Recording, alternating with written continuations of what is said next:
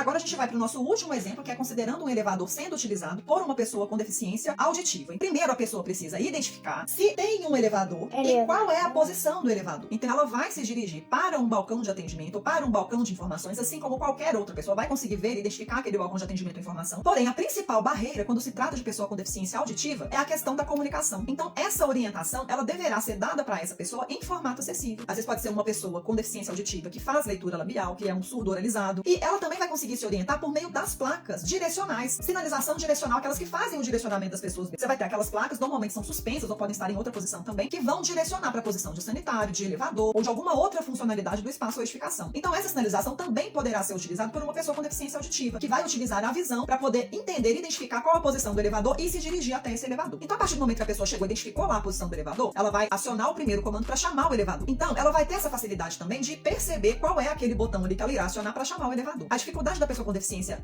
auditiva será a questão de comunicação, e ela vai utilizar predominantemente a parte visual para se orientar e para utilizar aquele elevador. Então, nesse momento que você vai ver que lá, acima das cabinas dos elevadores, aquele painel indicador do sentido da viagem, aquela setinha indicando que sobe ou que desce. E quando a cabina chegou ali no pavimento, vai acender a luzinha indicando o sentido da viagem, se o elevador está subindo ou se o elevador está descendo. Então, vai ser fundamental para uma pessoa com deficiência auditiva entender qual é o sentido da viagem. Então, aquela sinalização audível vai servir para o cego, vai servir para a pessoa que não tem nenhum tipo de deficiência, mas aquela placa luminosa, o sinal luminoso, vai auxiliar uma pessoa surda a entender qual é o sentido da viagem. Por isso é um item obrigatório, tá? Então, a pessoa foi lá e conseguiu identificar o sentido da viagem. Adentrou a cabina. Depois que ela adentrou a cabina, ela vai selecionar qual é o pavimento que ela deseja se deslocar. Então, ela foi lá, identificou o painel, selecionou o pavimento e existe um painel que vai indicar visualmente qual é o pavimento que a cabina se encontra, ou pelos pavimentos que aquela cabina vai passando até chegar no pavimento que a pessoa deseja ir. Então, essa sinalização visual que vai lá mostrando a evolução dos pavimentos à medida que a cabina se desloca, também é uma sinalização obrigatória e que vai auxiliar as pessoas a entender qual é o pavimento que ela se encontra, tá? Então, uma pessoa com deficiência auditiva, ela vai perceber o sentido da viagem e o pavimento, a conclusão da viagem, né, se chegou no pavimento que ela deseja ali, por meio dessa indicação visual que vai estar dentro da cabina e que vai estar também lá nos batentes dos elevadores, que vai ter, além da informação tátil, a informação visual de qual é o pavimento que a cabina chegou, certo? Então,